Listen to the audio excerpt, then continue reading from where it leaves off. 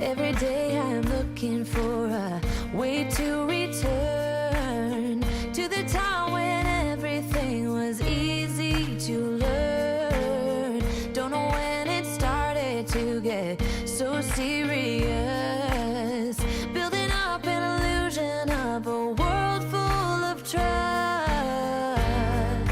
moving on when everything's gone. It's hard to be strong. Confusion in my mind, no way to turn back time. My soul in need of remedy, don't even know the enemy. When I feel out of touch, can't seem to get enough. Hiding away from everyone, I don't know where I'm coming from. It feels like it never happened, maybe just a dream. Could it be my imagination running out of steam? All I know is every time I see you, I feel insecure. I'm unable to find the words, how can I be sure? I'm holding on when everything's gone.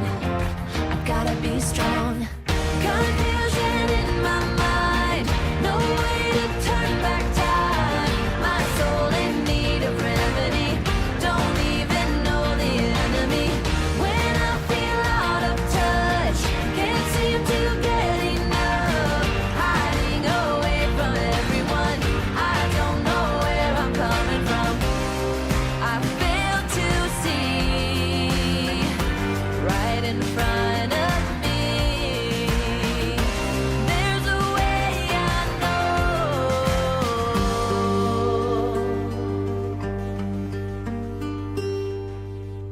Confusion in my mind, no way to turn back time. My soul in need of remedy, don't even know the enemy. When I feel out of touch, can't seem to get enough. Hiding away from everyone, I don't know where I'm coming from. Confusion in my mind, no way to turn back time. No,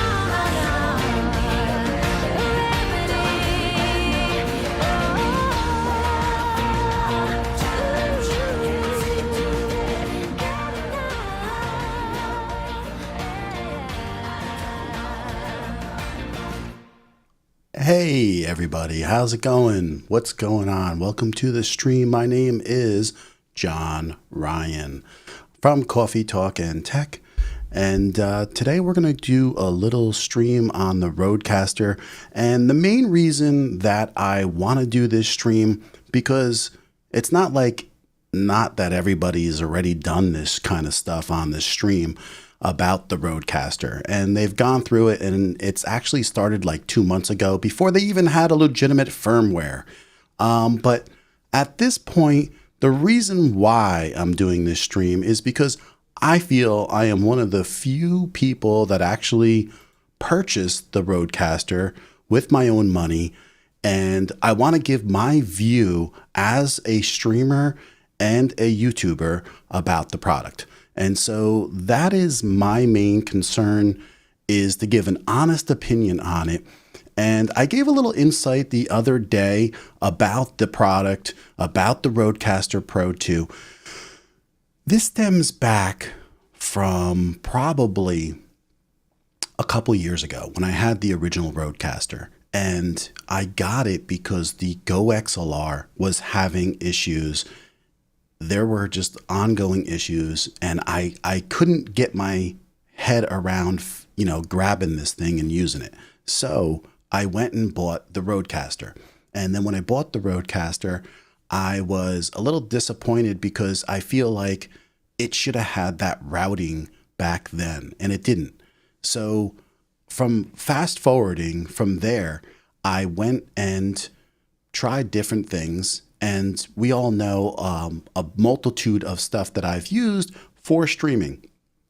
But real quick, I want to say hi to everybody that's stopping in every day. Tech, Sammy, Steve. I see you got monetized. Congratulations. I'm going to go in and talk to chat after a little while. If you hear anything that we're talking about, let me know how you feel about what I'm saying and your opinions. Are you interested in getting the RODECaster Pro II? Did you have the first one? This is the RODECaster Pro II. And before I touched it, I went to B&H and I was looking at it at B&H, which is a great store in New York City. And I actually purchased this through the great people of Sweetwater. Sweetwater had a demo and they were selling it, and I got a nice discount on the demo mode. And Sweetwater, they warranty it for 2 years, and it's just an excellent, company also. And so I want to thank Sweetwater for giving me a nice discount on a demo unit and having the ability to be able to purchase it. So I bought this though with my own money. Everything that I say here is true to heart, and I want to just discuss the product for a little bit. So when it first came out, of course, if you know me, I was jumping into the whole thought process of, I got to have this. And I said to myself, first thing I said was, at this day and age, they have to have this routing issue down. And so I was thinking that's definitely not going to be an issue. But then the more I looked into it, the more I kept noticing that it just wasn't in anything that they were, saying. There was nothing about it, not an inkling. So they were going through the list of everything that it had, and it didn't have that. But they were really pushing the new preamps. And I will admit, the new preamps are amazing. They are clean. I don't have to go into it. People have talked about it enough, but I've listened for myself. I'm extremely happy with the preamps in the unit. And I'm also happy with the headphone preamps because they were even more lacking. And so now that I've listened to both of those and know that that's not an issue, and then there's so many positive things that I'm going to get into and talk about. But let me know if you are thinking about getting the RODECaster. Is it a possibility that you have? And if you were going to get it, what would be the specific things you're using it for? Is it because you're going to podcast? Is it because you're a YouTuber? Is it both? Are you going to use it as an audio interface also? And it's going to be like all three things. And because I'm going to go and talk about it for me, and then I will accentuate on all the positive things and then just talk about a little bit of the cons of the new unit that I see. So first things first, I want to talk about the thing that the big elephant in the room was definitely the audio routing. And so I know from other streamers that were here and that we've had these discussions on live streams, it's always a big issue. And the routing really wasn't there until the firmware came in at 1.0.5. And then the audio routing menu wasn't there until the latest firmware update. But I want to talk about how great these preamps are and that they push out 76 dB of clean gain.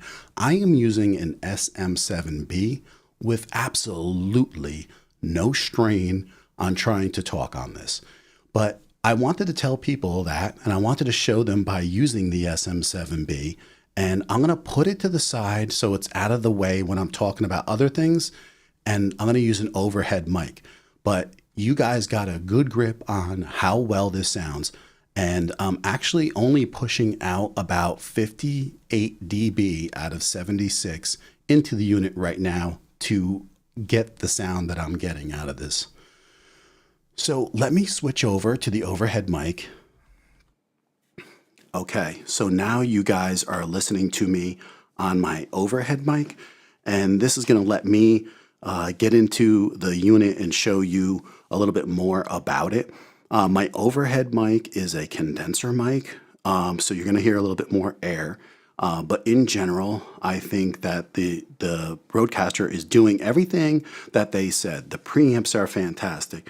The new processing that's in the unit seems to be even better. The menu system is better. The screen is way better. The combo jacks, the Nutric combo jacks on the back, we have 4 of them, so you can basically have a line level, a mic, and a musical instrument plugged into the unit, which is huge and kind of really important. So those are several things that have just really stepped it up. But I just feel like I said right out of the boat, I was like, how do they not have any audio routing? Because Rode has like their wireless Go system, and they have the software where they're using audio routing with all their other mics and several other things. And so how could they not think about the audio routing in the RODECaster? It blew my mind. If you thought that that was like a drop of the ball, let me know. I mean, they're reacting really fast. And that's great to see. But you just like think, how could they even release this without even thinking that? So that's kind of what blew my mind. And so I was keeping a close eye, and I saw other streamers using it, and I just knew that it wasn't adequate enough. And then when the last firmware came, then I knew when they put the audio routing table in that they were dedicated. They were dedicated to start having the whole thing catch up. And so when they were catching up, you know, I feel like they were showing their willingness to actually put something together. So if we go into the faders, this is my particular layout, okay? And I'm gonna go over how that layout comes about in a second. Let's go into the outputs, and you know when they put routing there that they're getting serious. And then we can see the routing table here. Now, I'm not going to go into this routing table. It can be a little confusing. I don't think it's super intuitive. I think there's much more room for improvement, and I think that we need more virtual channels. I mean, I can go on and on about some of the things, and I think that these things will come in time. And I'm a little confused of why you have to plug in a second USB to get an extra virtual channel, because they have that 2 USB ports in the back of the product. This way you can hook up a second PC and do tons of audio routing from PC to PC or from different softwares pulled into another PC. And I get that. I get everything about it. But which makes it simpler for the computer to actually pick up and route the unit from 2 different PCs. It's awesome. But why can't I have that second virtual channel just for when I'm streaming? Why can't I push a button and just have another virtual channel that I can just add to this without even connecting a USB? So if you don't know what I'm talking about, which is there's 3 virtual channels on this right now, but you need to plug in a second USB-C cable to get that 3rd channel. And so the 3rd channel, you can actually plug in a second computer, and then that's what you can do the things that I was talking about, which is really huge and really cool. And it opens the doors up for so many other things. But if I'm just using it as a standalone unit, why can't I have that extra channel just in there? And so I'm a little confused by that, and I would like to see definitely at least 2 more extra channels. So my layout right now is like what I was showing you. So let's go into faders. And I chose this layout. You can see my 3 virtual at the bottom. It says virtual, and they're empty because I moved them up. So right now, I'm basically have 1, 2 mics. And so I'm switching between my overhead mic and the SM7B. Then I have my main chat from the RODECaster. This is my, it's not chat, it's called the main primary, whatever, okay, USB. this is considered chat, which is the USB 1. And then you get the 2, and that comes up when you plug in the second USB cable. So do you guys pick up what I'm putting down, which is like, it's just a little confusing to have to do that. So what I'm hoping is that they make it in just the software with the firmware update, and they say, okay, you just want to use this for streaming. You're not looking to hook up a second computer. Let me just add that channel right in. And then from there, I think another huge thing that the whole thing needs is I need to be quick with being able to check my stream and then monitoring that. So like I want to monitor the submixes, which there isn't, and they said that they're coming. So submixes are going to be installed in the next firmware or 2 or whenever they actually make this happen. So the submixes are going to let me change the volumes of music or anything that I choose in my headsets to the other sounds that are going out. So if I want something to be a little louder or quieter, it just is much more intuitive. And Tommy gets this, he streams all the time, and probably a few other people in here like Patrick, and they get it, that it's like, it's very cumbersome to route it's not like to route it, but to be just more specific with it and quicker. And there's other things out there that actually have in the software, takes me into my Windows applications, and I can quickly change things in the Windows applications too. So we know that this has to improve. Can I stream with this? Am I streaming with this? Have I done other streams and tested everything? Yes, I can make it all happen, and it works, right? And I get that. But it just needs to be much more intuitive and much more streamer content creator based. I mean, they're not going out to fully attract the musicians, because if you're not putting out something above 48 kilohertz, I think you're losing some of these musicians. And so it's like a well-rounded unit, right? You're going to pick up content creator musicians. You're going to pick up the YouTubers. You're going to pick up the podcasters. And along the way, why not pick up the live streamers and have everything kind of work out how it should be when you're live streaming? So that's my main concern. And I'm not bashing anything. I think it was a little push out of the product a little quick. I think that they could have taken their time and come out with the software. And I knew that. I knew that they were pushing it out fast, because if they were sending it to other big YouTubers and they didn't even have a firmware to test the unit, what is that telling you? They're rushing to get it out before something else comes out and takes over the market. Rode is a great company. Everything that I have from Rode, which is a lot of stuff, is really fantastic. And, I would never be probably lucky enough that they would even care about the things that I'm saying in this stream. But I think they've heard them all already. But I just think that there hasn't been enough discussions about this from live streamers. And I don't know why. I don't know why. And so I think it's because they're a big company and they get so many things for free that they don't really say these things. And to me, I mean, I'm just going to say them because it needs to be said.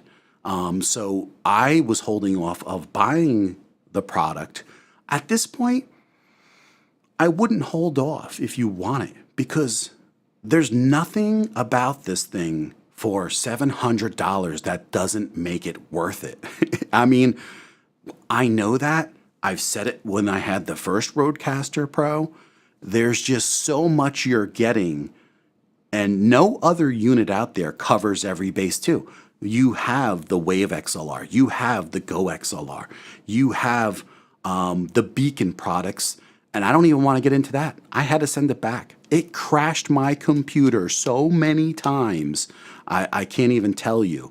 And then from there, it was using 10% of my CPU, just the Beacon Mix Create. And so that was not acceptable to me, even though I had enough power to power it. The Wave XLR is using 1 to 2%. So I definitely felt like something was wrong there. And so nothing covers every base, I feel, better than this. So if anybody has any opinions out there, come in and let me know what you're thinking. And I just want to go over a couple of the things more that I think is great. I think them having the sound effects in this unit now really is something special. I think having those things built in, where a lot of people were looking for those in the first unit. So if we go into the RODECaster and we see that on the side, these are the sound pads right here. So before, I could never know what were in my sound pads on the right side unless I wrote them down or got that little cheat sheet card from them to know. And so at this point, I love that it's right there. And then from there, if I want to, I can just pull up the smart pads right here and it tells me even bigger of what everything is. And so if I want to hit the air horn and it goes off and it shows it's going off. And then if I want to skip to sound effects, there's my next, menu.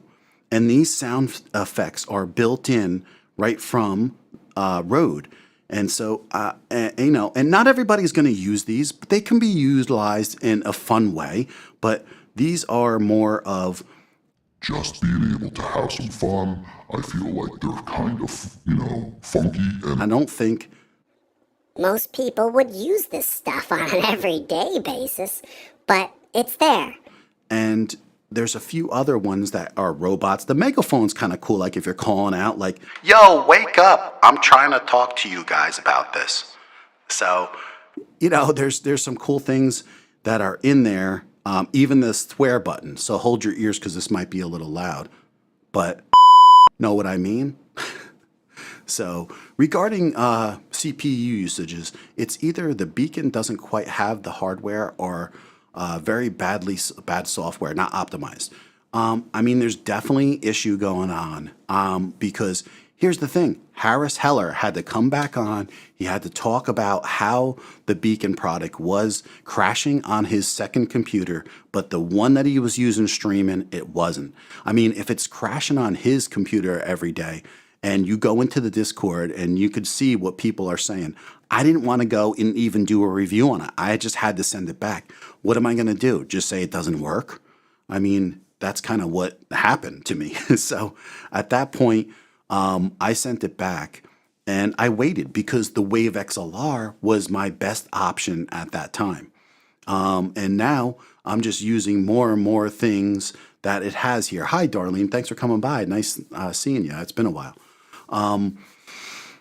So if also you go into each mic, okay, and so here's like the Shure SM7B, and here's the processing. So that was always there in the beginning.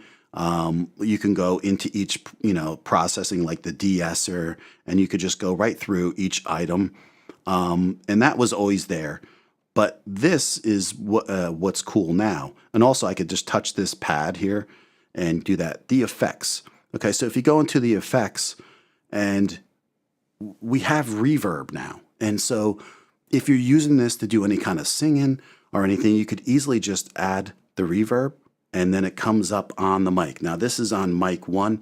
I'm going to switch this to mic 2.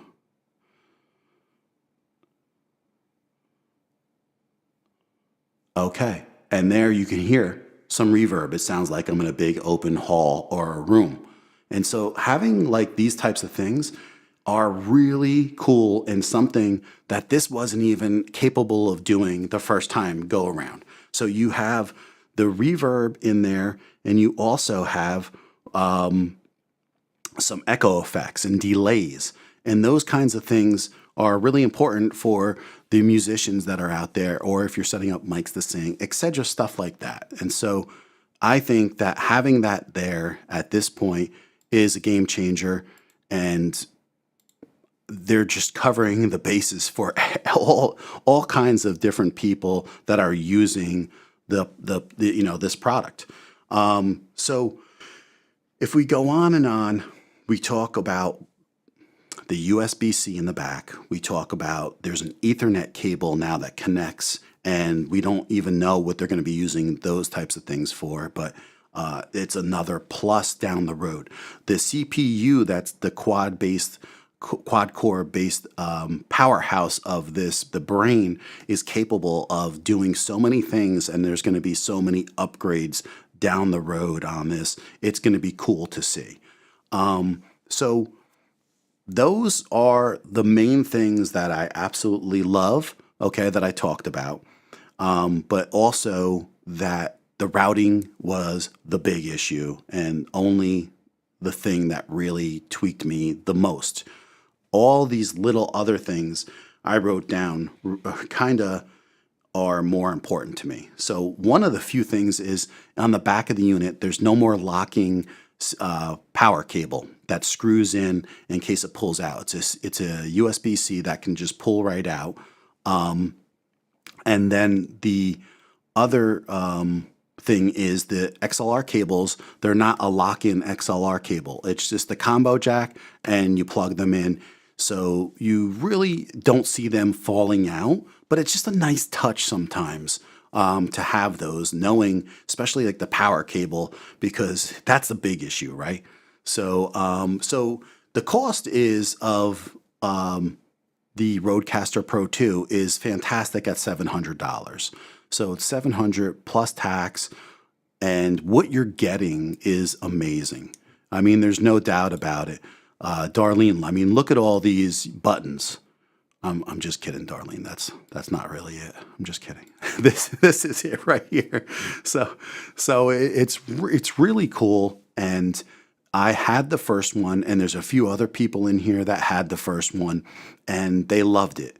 And it did a good job for a lot of things. But I noticed that the preamps definitely were lacking in a lot of ways, and then the headphone preamps. And at this point, I mean, this thing is phenomenal. It sounds great. I've gone back.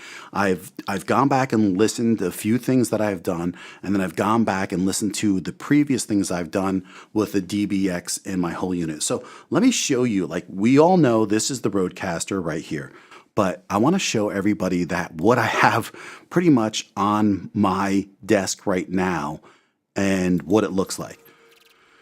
So here's the RODECaster, but what I'm using currently is two DBX 286S's because there's only one mic input, and so I have them going to two different mics.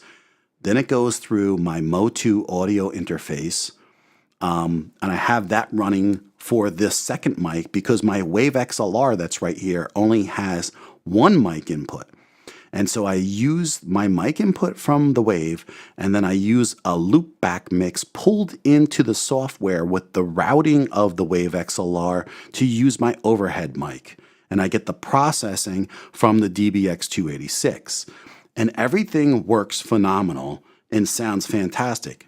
It was a process to get to the point where I am good with this, though. And over here, this is definitely what I would definitely use, which is a mic booster for if I was using the Shure SM7B. So, and since there are no faders on any of these things, I bought a PC panel, which is this over here. And so I'm going to play a little music, and you're going to think this probably is kind of cool, right? So let's play this. So you hear that music, and you see my hand, it raised up on the RODECaster and raised the music up. But this over here is actually the same fader that I use the software to control over here. So look at, I could pull the music down over here and up. So if I wanted to move this big RODECaster up here and set everything to pretty much what I like, I could still use this little thing and the faders to control my main faders. So no need of cloud lifter or mic boosters, right? No, absolutely not. Not with the RODECaster at this point. You get 76 dB of clean gain, and it's good quality sound. But I could get rid of all that stuff I just showed you and just have this RODECaster. And that's the idea. And that's the possibilities. And that's what makes this thing so incredible on top of it all. So that's where I stand with this. Maybe there's a couple other things. I think I talked about adding more virtual inputs. And so at this time, I would like to see those more virtual inputs. Again, I'll show you what I currently have as far as inputs right now. So if we go into the faders right now, okay, again, this is my mic 1, mic 2, this is the main USB, this is the chat, this is the secondary USB that I don't have hooked up currently, and these are my sound pads. So that covers all of the faders that are on the physical RODECaster. Okay, and then so now if I wanted to add another fader for a virtual input and have total of 4, I can go and get rid of my mic 2 or do something like that, right? Which I can pull into here and get rid of it or not. So those are the kind of things that I want to have the more choices of doing. So I hope that does happen, because I think that would be totally amazing. So, all right. So basically, I kind of went over what I wanted to cover. I don't think there was anything else that I didn't cover. Of course, the submixes is the second thing that I really want. After they have a couple more virtual inputs, I want to see the submixes come, which they have actually said already that they would be looking for that. So does anybody have this in their head of possibly wanting to use the RODECaster Pro II coming soon? Like, does anyone think that this is a possibility or something that they've been thinking about? Let me know, because I'd be curious to find out. But otherwise, I think that I covered pretty much a lot of the things I wanted to go over, and I hope everybody is doing great. It's nice to see you all stop in. This is a lot earlier than what I'm used to coming out to talk to you guys. But it's really mainly just to get the information out and let everyone know what's going on with this RODECaster Pro and what they're going to get when they do get the unit and what to expect of it. Like I said, this thing is absolutely worth every dollar. If they were to put this out at $1,200, I feel like a lot of people would still buy this. So I really think it is a great value, Patrick. So Patrick, I haven't seen you in a while. How's your summer going? I'm sure you've been busy. But yeah, it's a great value for $700, what you get with the number of inputs, no need for mic boosters.